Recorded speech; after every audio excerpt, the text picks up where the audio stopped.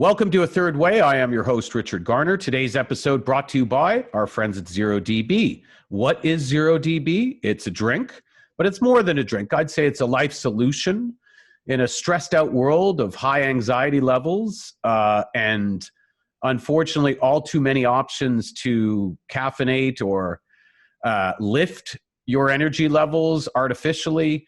There aren't enough options. In fact, there are very few, if any, that actually help you quiet the noise. And that is what our friends at ZeroDB have brought to us.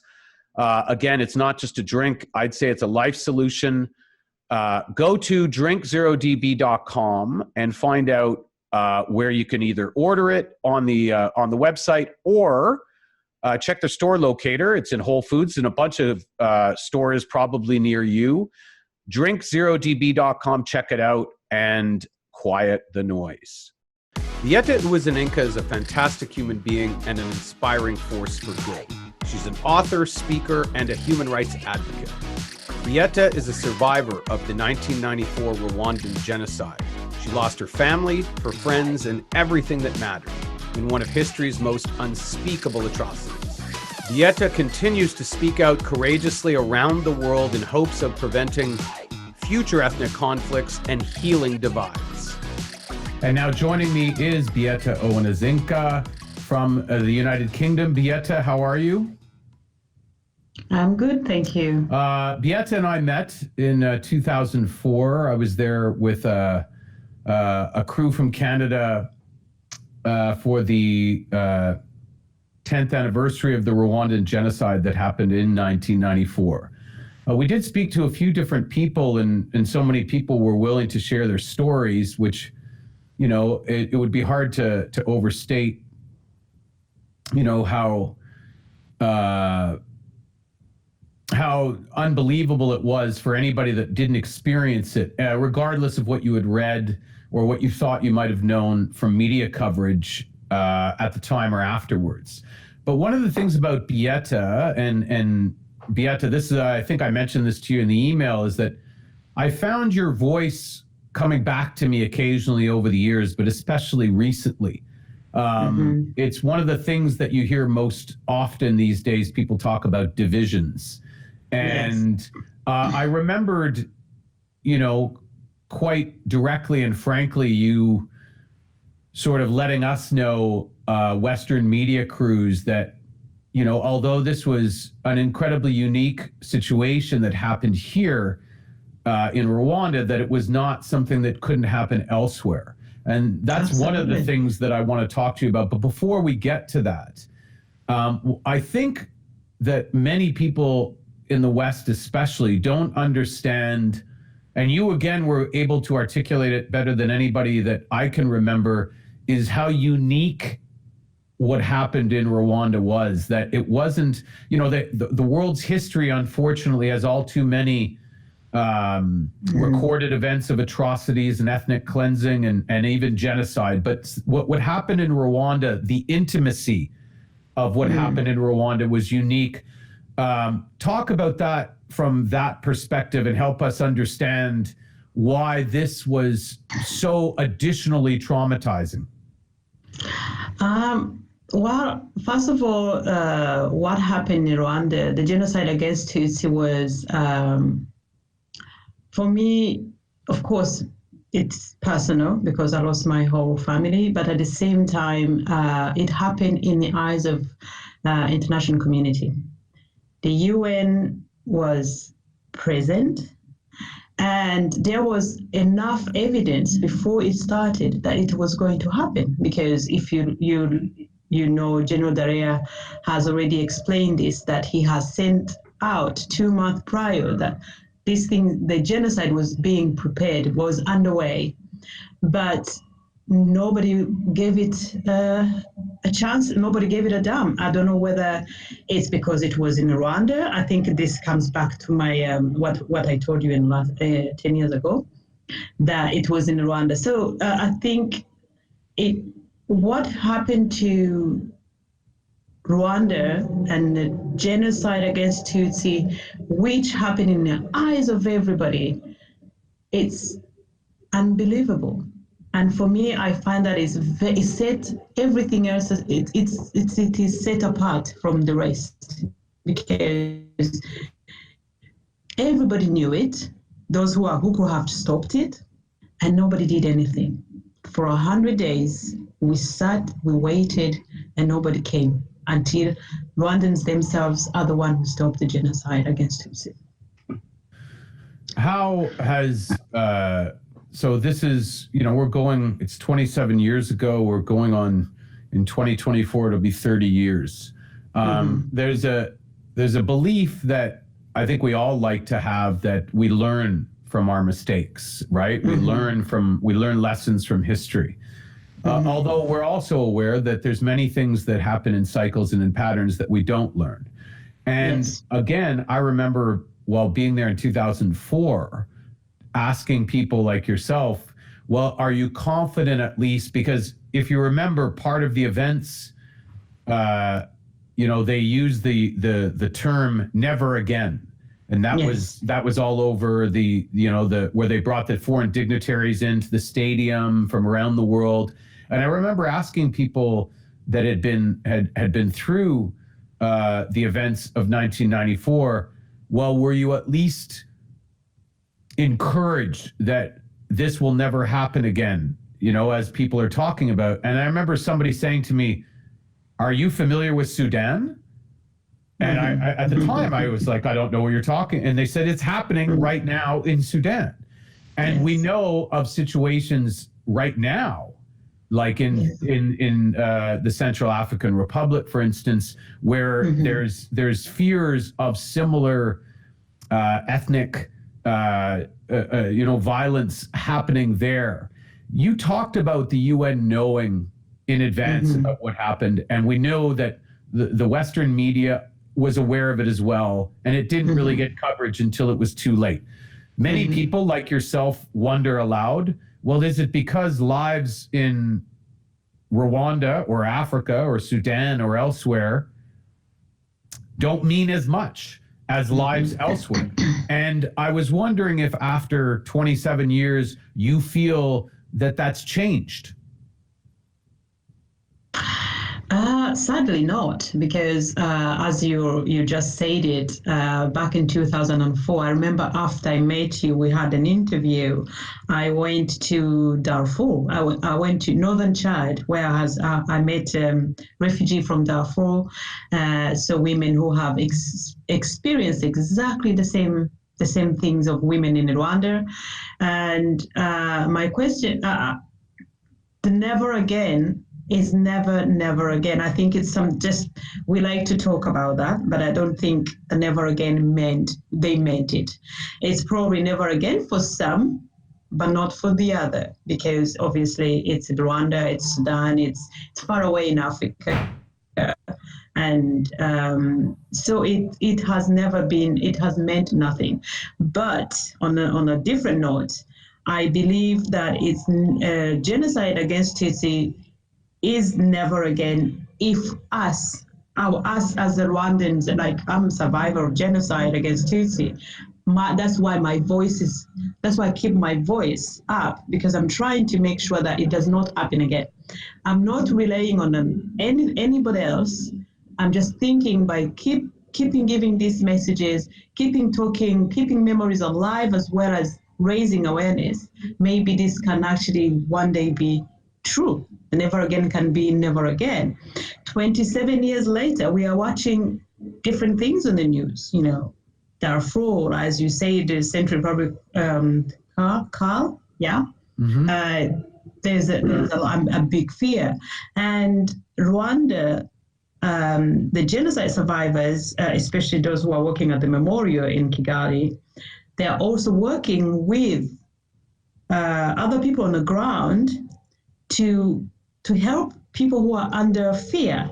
So as the genocide survivors, we are also working with others, the rest of the people in the region, to encourage them to help to rebuild their lives and fight genocide wherever it might be. So when I think of never again, I don't see never again in terms of the West. I see never again in terms of us who survived the event to work and make sure that it does not happen again. And people would point out that, again, if you think, and I remember, speaking with Apollon at the time, and again, yourself, and I don't know if there was this, this feeling that was coming from what people like myself, or again, Western media, that you perceived. But I remember there was almost like a sort of a warning to say, don't think that this is some African thing.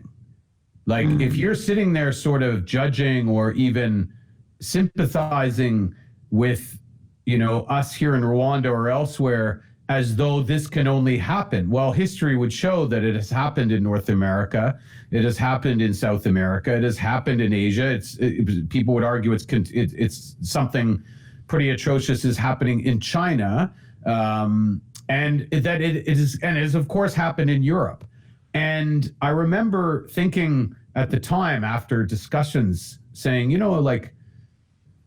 Beatha's right. Like, we forget that historically it just takes, the right, or let's say the wrong conditions to come together for people to turn on each other in ways that can quickly accelerate. Absolutely. And again, the Rwandan experience, for those people that don't understand here, Beatha, these were friends, neighbors, people who coexisted, people who were married to each other. Yes, there were differences with Hutus and Tutsis going back over 100 years, but when you talk about what happened in Rwanda, talk about the shock, let's say, of seeing your neighbor come across the street, somebody who you've known, you've eaten with, and all of a sudden something has turned in them that they can now see you as something that can be eliminated. Yes, it's a shock, but at the same time, when I look back and see how genocide against Tutsi was a well-planned plan. It was there was ideology of seeing them as the other, different from us, even if we are sharing beers and sharing our fences of our land as the same, but they're different from us. I think I mentioned I'm writing a book. Hopefully that will come out soon, but I'll be explaining how I've seen that from growing up. But when I look at the way it's shocking to see, okay, for example, the man who killed my mother, who was among people who went to drown my mother, I went to the same school, I sat the same class with his children. We always played in his banana plantation after school. And I've never in a million years thought that he would be the death of my mother. And this is a man who I've never seen him being violent. But obviously, because of the historical going back of ideological belief, Tutsis are that, Tutsis are this. As you know, there was a newspaper, Kangura, which was actually talking about Tutsi bad, and LTRM, the broadcasting of division, and people anywhere in the world, people are the same. To trigger their brain, it's so quickly if we let it happen. And that's the reason why I'm saying it can happen anywhere if we allow ourselves to put each other in a box, because we fight for our own survival. And if we think that person is a threat to you, what do you think? Some people, although having said that, I've been questioning myself for the last 27 years. Am I capable to kill someone? Richard, I don't find it in me, but I don't know which situation I'll find myself in to do that. So I have been wondering, asking, I remember the other day I was I was in the street of New York thinking, looking at people saying, what will go in my head that will make me kill these people? Well, I was obviously comparing Rwanda, to genocide against Tutsis and see myself in a peaceful moment. And I realized we are all exposed to that virus if we allow it to roam our street, if we allow people to say, oh, those people, we don't like them, or they eat with their finger, or this. And in this way, I'm talking in terms of West. We've been seeing people be turning differently in America, where that's not genocide. But did I ever imagine I would be seeing that? No. So we have to really be careful, and we have to watch and keep the only way I'm doing this is by keeping talking, keeping my voice to make sure that it does not happen anywhere. And 27 years later, I am hearing not just the media or not just the countries which was never on our aid, but they are actually on the aid of genocide deniers. And Richard, I can tell you, when I hear genocide deniers, it's like 10 times painful of what I've been through. It's 10 times hurting me more than I can't even tell you how much I feel. Because, one man during genocide, I don't know if I told you this one, he was saying, I quote, "I will kill Tutsi, that even afterwards, whoever you would tell this story, no one will believe you." Unquote. And that is something that I live with it. I have my 2 children, I have life, but it's a shadow that it keeps with me. It's something I live with every day. It's like eating food over digestion. My life is just, there's something else on top of everything. But the most painful, it's 27 years later, hearing genocide denial, which is actually, as we both know, it's the aftermath. It's other things. That's what they do. Even the Holocaust there's the Holocaust deniers 70 or something years later. So it can happen anywhere if we forget it. And, and to that point, I mean, unfortunately, we see the same patterns repeat. One of the things that stuck out to me about what happened in Rwanda and what you just said, and again, really probably one of the main reasons I wanted to talk to you specifically at this time. I think your words, the level of honest introspection that you have even about yourself to ask, wow, could I be somebody? Could I be somebody that could be triggered enough through hate, through whatever? Like, first of all, most people wouldn't even ask themselves that question because they'd be too, and of course they'd say, no, not me, I could never.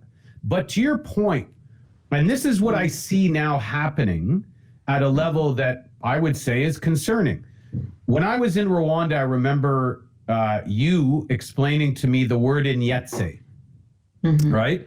And it was being used by the media, right, on radio and to your point, in print, and it was being used to dehumanize Tutsis, no longer calling them Tutsis, but essentially referring to them as insects, inyetses.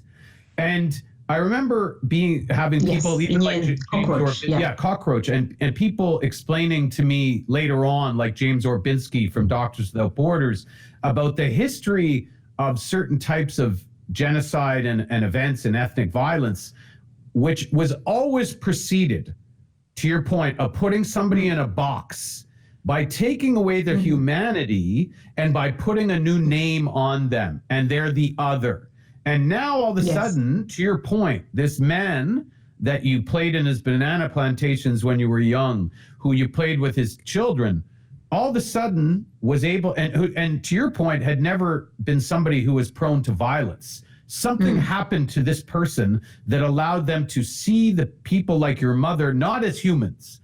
And then people hear these stories and they're like, wow, that was really bad. That's crazy. But then you remind them, well, wait a sec, you just referred to this person as, a libtard or a snowflake or as an anti-vaxxer or as an anti-mask, whatever the terms that people use. Yes. And I find it interesting that people don't see the similarity that, again, we've seen throughout history usually precedes violence. Do you see, when you look around the world today, and you see the division and hear different people using dehumanizing language, is that something that is a red flag for you? Very much so. Like going backwards, we talk about that. Asking about humanity. From the point of where they took my mother to go to drown her, it was about 45 minutes. And I kept asking myself, for 45 minutes, 40 men walking these women, none of them stopped and said, what are we doing? How far had they gone? And how far can we go? So in terms of with your question with this world, one day this is I dated this person in the past, not long ago, and I was in Melbourne. We were in a shop, and he saw an Orthodox Jew who came in with 5 children and his wife, Richard.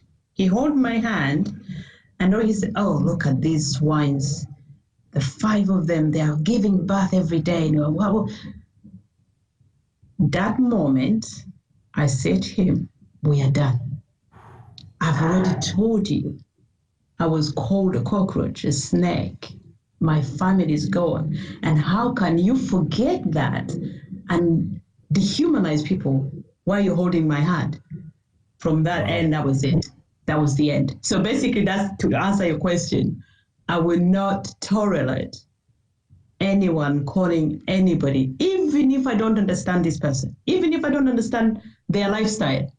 We have it these days. We have different gender, we have different belief. For me, you are a person before anything else. Whatever else you believe in, that's yours. But the fact that what we have in common is a humanity, and that's what I want. So yes, I see people laboring each other, and every time I say to them, that's dangerous. You are going towards danger, because that person, you might even withheld food from them. You might withheld water from them if you start to see them the way you're seeing them. So yeah, yes, it's so interesting to hear that, especially in the context that you laid out. And it's interesting too to me that people have this threshold where they can say something like, okay, but it's not the same, right? What happened in Rwanda is different. There was a longer history there. There was, like you said, there was an agenda maybe, but if you look at everywhere in the world, like I remember people said to me, well, the Hutu Tutsi situation in Rwanda actually went back 100 years, right? And further to the Belgian colonialists. But if you look at every other division, whether you use the US right now as an example in race, where you go through maybe decades where you think things are no longer problematic, let's say, or much less problematic. And they are. Yes. But then you realize that under the surface, there's still the remnants of past divisions, that it doesn't take a lot to sort of light the spark, if you will, again. And there's almost no situation in the world, whether it's Europe, whether it's in Asia, where you see these long simmering divisions resurface, whether it's conservative, liberal, whether it's black, white, whether it's gender related, whether it's ethnicity. And I know the work that you've been doing over the last 27 years has been to not only bring your voice to what happened in Rwanda, but obviously with a goal to make sure it doesn't happen elsewhere. Yes. How do you see the connection, let's say, if you're in different parts of the world? Do you see people being able to take your lessons and internalize them, or do you see people thinking, well, that was Rwanda, that's different? Oh, no, I actually see a good positive. I see a positive in, especially, mostly the place I've been talking was in schools. And I can only give you an example when I went to speak in a school in Leicester. And after my talk, one little girl who was 12, she came and she gave me a hug and she told me, I'm really sorry for what you've been through, but I can promise you one thing. I said, what? She was like, I have not spoken to my mother for 1 year and I'm going to talk to my mother. And that was very encouraging, because if you can learn that at 14, I lost my mother, and then she even sent me an email, I think I have it in my email, that she's now close to her mom because of my story. So yes, I see a lot of changes. I see positive, but mostly individually. Collectively, I'm still waiting to see more. And for me, I feel like my work is just beginning, because even talking and you see all these things going on, you look at the US, of course, how can we talk? You can't tell everybody. Sometimes the audience is not exactly as much as you were hoped for. And I can talk to 100,000 people, but doesn't mean there's 90 million people in the UK. So how can I talk to more people and see how we can change the mind and hearts, and I believe it's possible. Like that little girl who changed her mind within 30 minutes of my talk. I managed to change her. And some people have visited Rwanda. They have going to visit memorials to get to learn more. So yes, I feel like my talk has been effective. And but at the same time, I feel like I have a long way to go. I still have a long trip to go. I still have Canada. There's a lot to do. Yeah, so it is possible to change. Well, but it's an interesting thing you touch on there.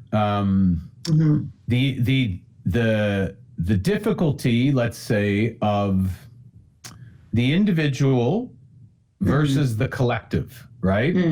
It's so interesting to me how one-on-one, right? People who might have a disagreement. Yes. And even maybe fundamentally disagree with the other person. If they're just two people standing, in a park somewhere talking, they're almost always still going to be more civil to each other directly. They're going to see the human being across from them in a way.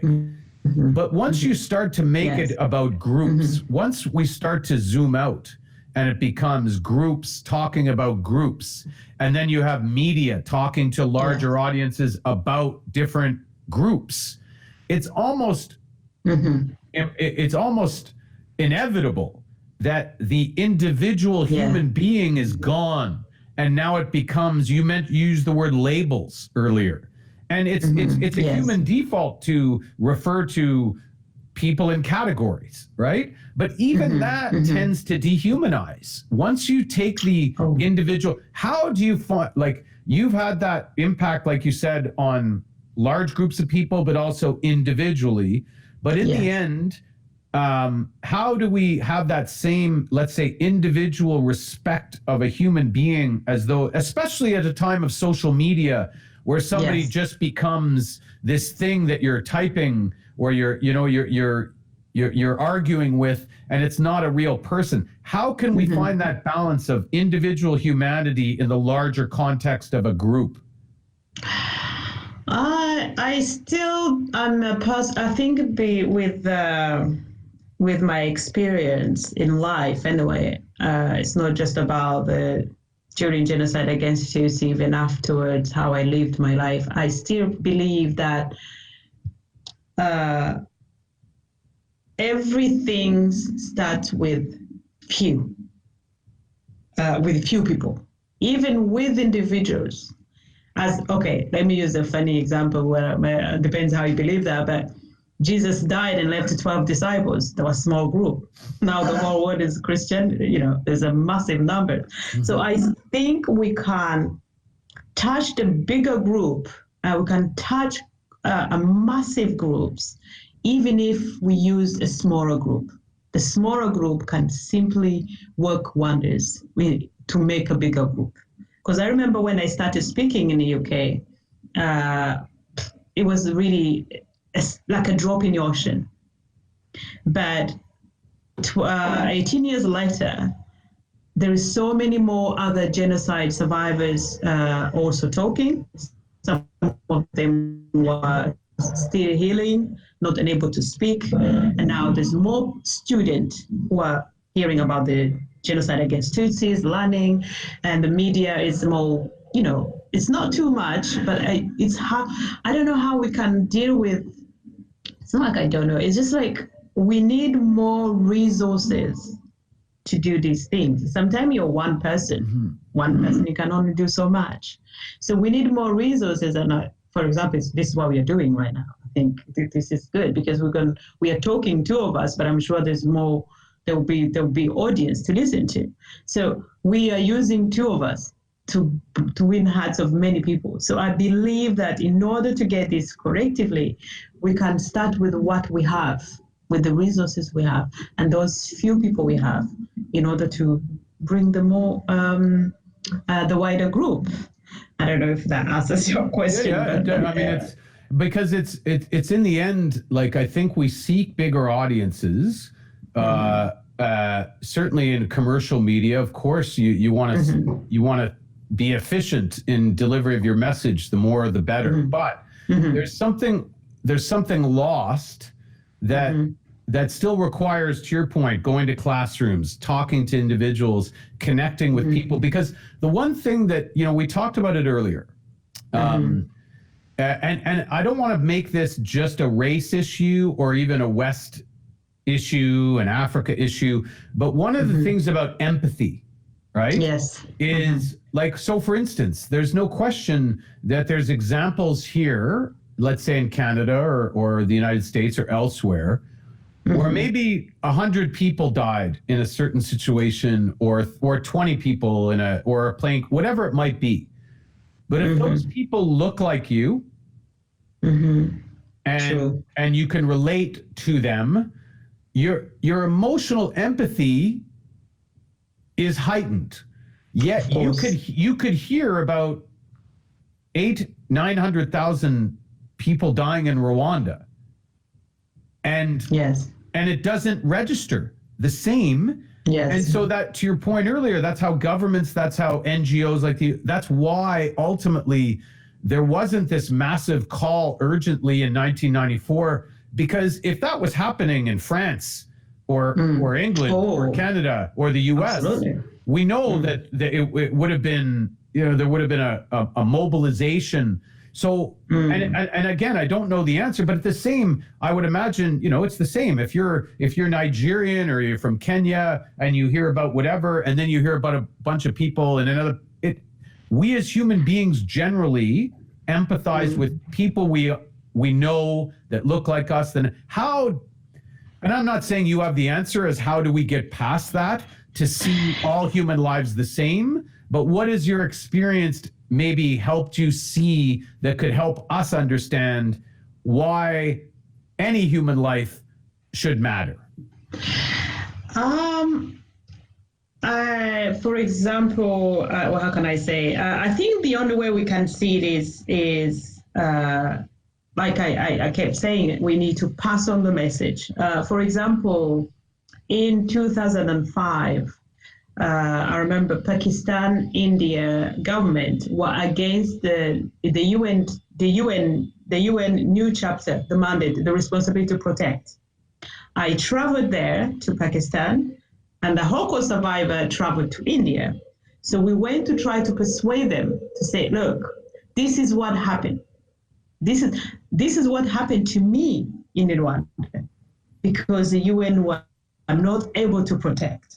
Can you please allow this chapter to be added on? It passed. It did well. And that was a short conference. I was only there for 2 days in Islamabad, and things changed. So for me, I feel like, yes, I have changed that part. And in terms of, sometimes we don't understand if somebody's not the same as me, which is, I agree. I remember in my time at university, I had a friend she cycled home every day. She had to go to school, cycled home.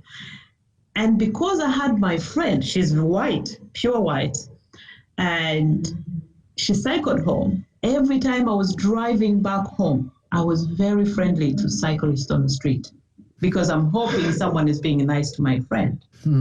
So I think we need to know, each person should know someone or somewhere. They should listen to somebody different from them.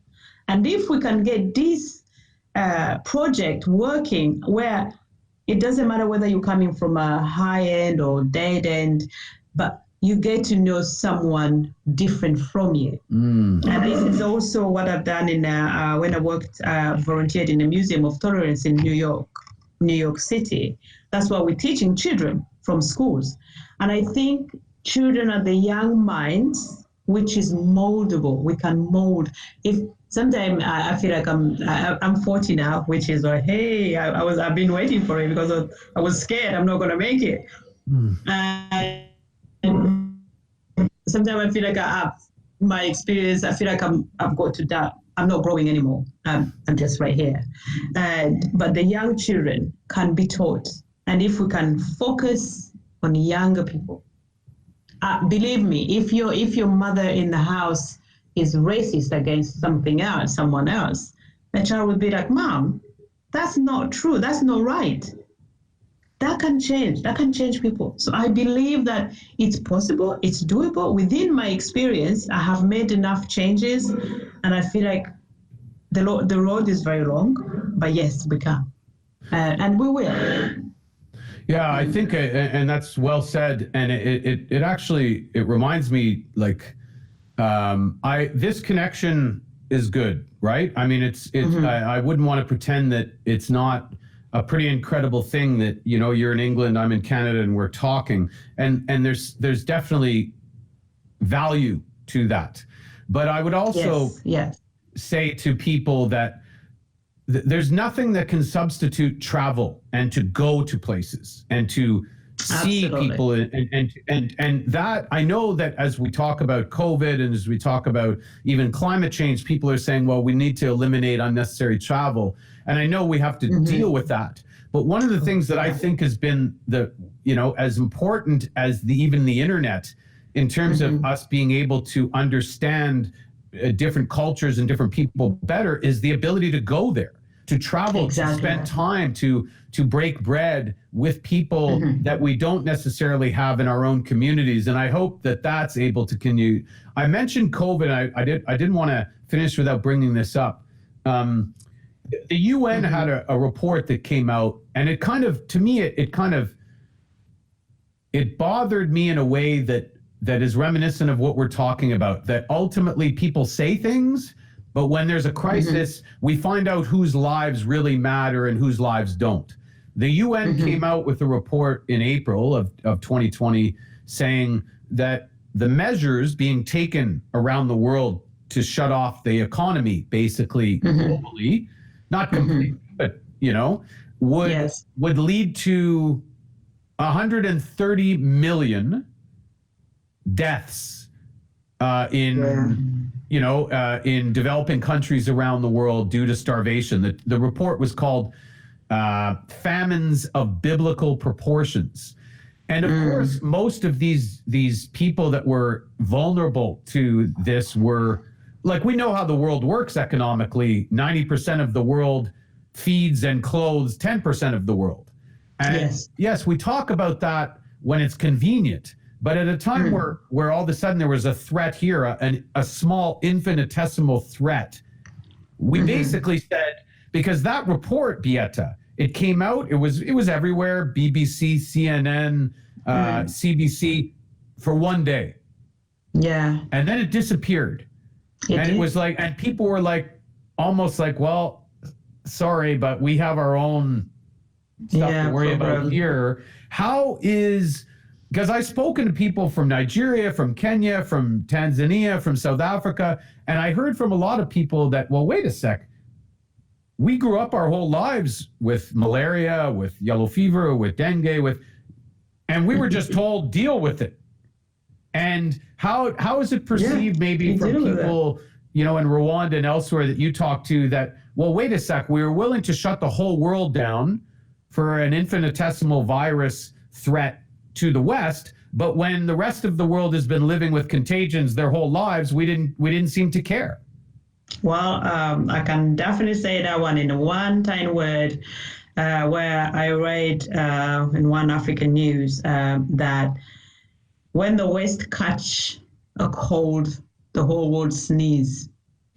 That's and humbly, of course, I know COVID has taken lives and people have lost their lives, but I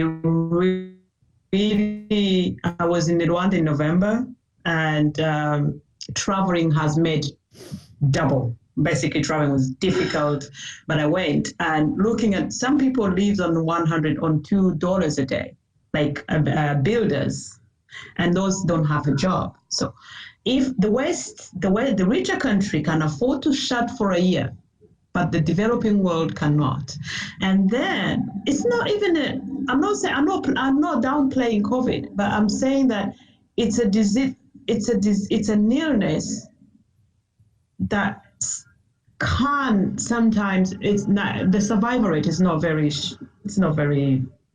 bad. There's a high survival rate of COVID. So in the world of in Africa, where we've dealt with so many things, malaria, HIV, everything, and the only thing I was looking at on the social media, it's cartoons where HIV is sitting on a high chair telling to COVID, you come down, I came down too. And I think that it can actually sums up what I'm trying to say to you. Exactly what you say, it is the same. And so, yeah, the West catches a cold and the whole world gets a sneeze. Yeah. And there was it's definitely sad in a way. If you look at, for me, the way I was asking, there is Ebola, there is HIV, there is all these things that have been going on. And for 25 years, no vaccine. But we have COVID, 1 year, 2 years, there's a vaccine. And that's because governments are putting money into it. It's because all the motor corporations putting money into it. Why is it that they did not do this research in other places? Is it because the white man is sick? Sorry to use the language, excuse me. Is it because the West are getting the cold? But I keep quiet because it doesn't mean because someone is, if you hurt your finger and someone hurt the legs, you always have to say everyone is in pain. So yeah, it showed me how this COVID has actually exposed the hierarchies and lower, I'm still buffered. I'm still working on it. My mind is still digesting it. And yeah. Well, it's well said as usual, and I'm glad that the work that you're doing, especially literally going around the world, changing policy in countries, talking to classrooms, affecting 12-year-old girls and impacting them, but also literally impacting countries like Pakistan and India signing on to UN conventions. So it's clear that the ripple effect of the work that you're doing has affected millions of lives and will continue to do so. So I'm grateful for that. I know you're going to continue. Where can people follow your work, and where can people find out about the book when it comes out? I think I will let you. At the moment, I am just concentrating on the family first and writing the book at the same time. And when the times are right, I will make sure to call you again, and then maybe have to do that. We will definitely do that. We would love to have you back when the book is ready to go. But really, anytime on that note, Beatha, again, thanks for everything that you've done. And thanks for having, the courage and the selflessness to continue doing it, even though I know it hasn't been easy and it's never easy, but we are all beneficiaries of your sacrifice. So on that note, I really appreciate you joining us today. Thank you so much, Richard. Thank you. It's been a long time. It's nice to see you again. You too, Beatha. Thanks. Okay, bye.